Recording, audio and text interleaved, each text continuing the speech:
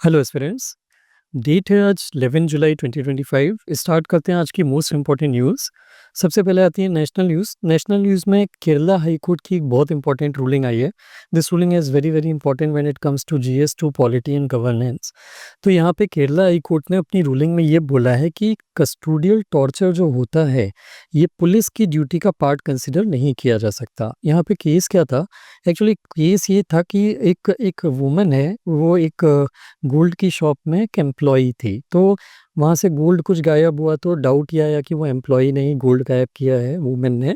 तो पुलिस ने कस्टडी में उसको काफ़ी टॉर्चर किया और बाद में पता चला कि वो जो गोल्ड था वो उनके ही मतलब जो एम्प्लॉयर थे उनके ही घर पे रखा हुआ था। तो उस कारण से ये वुमेन जो है उन्होंने ये पिटीशन लगाई थी कि ये जो उनके साथ कस्टोडियल उनकी कस्टडी में उनके साथ जो टॉर्चर किया गया, दिस इज़ वेरी रॉन्ग। तो केरला हाई कोर्ट ने भी इस बात को एक्सेप्ट किया और केरला हाई कोर्ट ने ये बोला है कि जस्ट बिकॉज़ गवर्नमेंट का सैंक्शन नहीं मिल मिल पाता या नहीं मिला है जब तक, तब तक पुलिस कुछ भी कर सकती है, ये एक्सक्यूज़ यहाँ पे नहीं चलेगा। सिस्टम यहाँ बोलता है कि बेसिकली जो कोड ऑफ क्रिमिनल प्रोसीजर है उसका सेक्शन 197 ये बोलता है कि अगर किसी पुलिस ऑफिसर उसने अगर कोई ऑफिशियल ड्यूटी के टाइम पे कोई एक्शन लिया हो तो उसके अगेंस्ट में कोई केस अगर आप फाइल करना चाहते हैं, उसके अगेंस्ट में कोई ट्रायल कंडक्ट कराना चाहते हैं कोर्ट में, तो वहाँ पे गवर्नमेंट का सैंक्शन पहले ज़रूरी है, गवर्नमेंट की परमिशन मिलना ज़रूरी है। तभी उस पुलिस ऑफिसर के अगेंस्ट में जो है केस फाइल हो सकता है और उसके अगेंस्ट में कोर्ट में केस चल सकता है। तो जैसे यहाँ पे जैसे ये ऑफिशियल ड्यूटी का पार्ट माना जाए कि नहीं माना जाए कस्टोडियल ड्यूटी, क्योंकि वो एज़ अ पुलिस ऑफिसर अपनी ड्यूटी परफॉर्म कर रहे हैं और जब तक गवर्नमेंट की परमिशन नहीं होगी तो उस पुलिस वाले ने अगर कुछ पुलिस पर्सनल ने अगर कोई कस्टोडियल वायलेंस या कस्टोडियल टॉर्चर करा है तो उसके अगेंस्ट में कोर्ट में तब तक केस नहीं चलाया जा सकता। तो केरला हाई कोर्ट ने इस चीज़ को गलत ठहराया है। उन्होंने बोला है कि पुलिस सिंपली कस्टोडियल टॉर्चर के लिए उनकी जो रिस्पॉन्सिबिलिटी है उसको इवेड नहीं कर सकती जस्ट बिकॉज़ गवर्नमेंट का अप्रूवल नहीं है। अगर उनको कभी ऐसा लगता है कि वहाँ पे उन्होंने कस्टोडियल वायलेंस या टॉर्चर जो करा है वो गलत है, तो उस केस में अगर गवर्नमेंट अप्रूवल नहीं देती है, तो भी हम उसके अगेंस्ट में केस जो है फाइल करने के लिए डायरेक्ट कर सकते हैं। सो ये यहाँ पे एक बहुत इम्पोर्टेंट पहली न्यूज़ है। The second news is related to a movie named Udaipur Files. तो यहाँ पे दिल्ली हाई कोर्ट ने उदयपुर फाइल्स नाम की एक मूवी जो है उसके रिलीज़ पे स्टे लगा दिया है और जिन जिन लोगों ने ये पिटीशन लगाई थी कोर्ट में उस मूवी के को रोकने के लिए, उस उनको ये बोला है कि आप सेंट्रल गवर्नमेंट से जाके जो है उनको अप्रोच करिए सेंट्रल गवर्नमेंट को, अगर आप चाहते हैं कि ये फ़िल्म परमानेंटली वहाँ पे बैन हो जाए या ब्लॉक हो जाए कि वो उसको मूवी को कभी भी रिलीज़ नहीं किया जाएगा। हाई कोर्ट ने बोला है कि हम सिर्फ़ स्टे लगा रहे हैं मूवी के रिलीज़ पे, we are not suspending the movie permanently. But अगर आप चाहते हो कि ये मूवी कभी भी रिलीज़ ना हो तो उसके लिए आपको सेंट्रल गवर्नमेंट को ही अप्रोच करना पड़ेगा। तो यहाँ पे इश्यू क्या है कि ये जो मूवी है उदयपुर फाइल्स, ये मूवी कन्हैया लाल के मर्डर 2022 में एक टेलर थे राजस्थान में कन्हैया लाल, उनके 2 रेडिकल इस्लामिस्ट ने मर्डर कर दिया था उनका। तो ये उन मूवी जो है उनके ऊपर बनाई गई है और जिन लोगों ने इस मूवी के रिलीज़ पे सस्पेंशन लगाने के लिए पिटीशन लगाई है, उनका ये कहना है कि ये मूवी एक पर्टिकुलर कम्युनिटी को बहुत ही नेगेटिव लाइट में दिखाने की कोशिश करती है और अगर ये मूवी रिलीज़ की जाए तो उस केस में अलाउ की जाए रिलीज़ होना, तो उस केस में जो कम्युनल हार्मोनी है वो बहुत ज़्यादा डिस्टर्ब हो सकती है। एक एक्ट होता है सिनेमैटोग्राफ एक्ट 1952, इसका सेक्शन 6 जो है, ये सेंट्रल गवर्नमेंट को ये पावर देता है कि वो ही किसी फ़िल्म को डिक्लेयर कर सकती है कि फ़िल्म रिलीज़ होने के लिए सर्टिफ़ाई की जा सकती है कि नहीं की जा सकती और अगर उस मूवी को सस्पेंड करना है, टेम्पोरेरी सस्पेंड करना है, तो वो डिसाइड करने की पावर भी सेंट्रल गवर्नमेंट के पास ही होती है। तो इसीलिए दिल्ली हाई कोर्ट ने यहाँ पे ये पिटिशनर को जो लोग ये चाहते हैं कि मूवी रिलीज़ ना हो, उनको ये बोला है कि आप सेंटर के पास जाके पिटीशन लगाइए इस मूवी के कम परमानेंटली स्टे के लिए। उसके बाद आते हैं वर्ल्ड अफेयर्स से रिलेटेड न्यूज़ पे। तो पहली इसमें न्यूज़ है यूनेस्को वर्ल्ड हेरिटेज साइट से रिलेटेड। वर्ल्ड में ये 3 अफ्रीकन साइट्स हैं, वर्ल्ड में अफ्रीका में 3 साइट्स हैं, उनको यूनेस्को वर्ल्ड हेरिटेज की इन डेंजर लिस्ट से रिमूव कर दिया गया है। तो यहाँ पे ये डिसीजन किसने लिया है? World heritage committee. World heritage committee का काम होता है अक्रॉस द वर्ल्ड कोई भी साइट जिसको यूनेस्को की वर्ल्ड हेरिटेज लिस्ट में इंक्लूड करना है उसको रिकमेंड करने का काम करती है। तो यहाँ पे ये वो साइट्स को नॉमिनेट करते हैं यूनेस्को वर्ल्ड हेरिटेज साइट के लिए जिसका कुछ कल्चरल या नेचुरल सिग्निफिकेंस हो। कोई भी ऐसा स्पॉट या कोई भी ऐसा प्लेस जिसका कोई ऐसा बहुत बड़ा कल्चरल सिग्निफिकेंस होता है या नेचुरल सिग्निफिकेंस होता है, बहुत ही एक्स्ट्रा ऑर्डिनरी वैल्यू की वो प्लेस होती है, तो उसको वर्ल्ड हेरिटेज कमेटी जो है ये यूनेस्को वर्ल्ड हेरिटेज की लिस्ट में डालती है।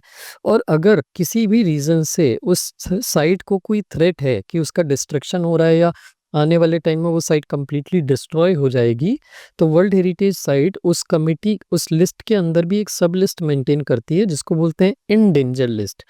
तो इस लिस्ट में कोई भी अगर साइट इंक्लूड कर दी जाती है तो उसके प्रोटेक्शन के लिए उसको बचा के या प्रिजर्व रखने के लिए कुछ एडिशनल एक्स्ट्रा स्टेप्स लिए जाते हैं। तो ये 3 साइट थी मडागास्कर, इजिप्ट और लीबिया की। जैसे यहाँ पे मडागास्कर में नाना के रेन फॉरेस्ट, देन इजिप्ट में अबू मिना नाम की जगह और लीबिया में घदम्स के ओल्ड टाउन। ये 3 जगह बहुत ही डिस्ट्रक्शन यहाँ पे हो रहा था और ये डेंजर में आ गई थी। तो वर्ल्ड हेरिटेज कमेटी ने इनको कुछ टाइम पहले इन डेंजर लिस्ट में डाल दिया था और इनके प्रिजर्वेशन के लिए कुछ एडिशनल स्टेप्स लेने के लिए कंट्रीज को डायरेक्ट किया था। तो नाउ उनके प्रिजर्वेशन के लिए सक्सेसफुल स्टेप्स लिए गए हैं। Now they are out of the danger list. तो ये अच्छी चीज़ है। ये न्यूज़ आपको यहाँ पे इतना प्रीलिम्स के हिसाब से याद रखना है। इसमें एक चीज़ मैं आपके लिए होमवर्क दे रहा हूँ, आपको मुझे ये बताना है कि इंडिया में यूनेस्को की कितनी number of world heritage sites कितनी हैं, और दूसरी चीज़ जो मुझे आपको बताना है कि इसमें से कल्चरल साइट्स कितनी है, नेचुरल साइट्स कितनी है और मिक्स्ड साइट्स कितनी है। ये 2 क्वेश्चंस आपको मुझे कमेंट सेक्शन में लिख के बताना है। देन उसके बाद आते हैं इकोनॉमी से रिलेटेड न्यूज़ पे। तो यहाँ पे पहली न्यूज़ है कि ट्रंप ने जो कॉपर के इंपोर्ट्स आते हैं यूएस में उनके ऊपर टैरिफ बढ़ा दिया है और उसको 50% कर दिया है। 1 अगस्त से जितने भी कॉपर के जो माइंस हैं, जितने भी कॉपर के मिनरल्स हैं, वो यूएस में जो इंपोर्ट होंगे उनके ऊपर 50% टैरिफ लगेगा।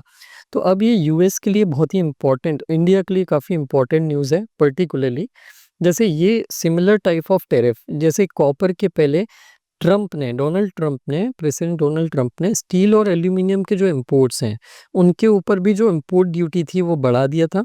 और उन्होंने ये वार्न भी किया है कि अगले साल वो फार्मास्यूटिकल जो यूनाइटेड स्टेट्स जो ड्रग्स इंपोर्ट करता है दूसरी कंट्रीज से उनके ऊपर भी टैरिफ बढ़ा देगा और अप टू 200% उसको उस लेवल तक बढ़ा देंगे।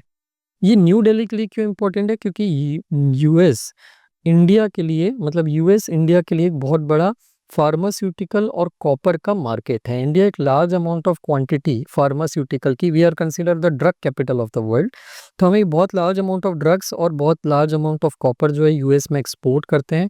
और इनके ऊपर टैरिफ बढ़ने से इंडिया के जो इंपोर्ट्स हैं, इंडिया के जो एक्सपोर्ट्स हैं इन दोनों फील्ड में वो कम हो सकते हैं। जैसे इंडिया ने 2024-2025 में $2 बिलियन के कॉपर और कॉपर प्रोडक्ट्स जो हैं वो एक्सपोर्ट करे थे, जिसमें से अराउंड 17% यूएस के मार्केट को एक्सपोर्ट करे थे $360 मिलियन के।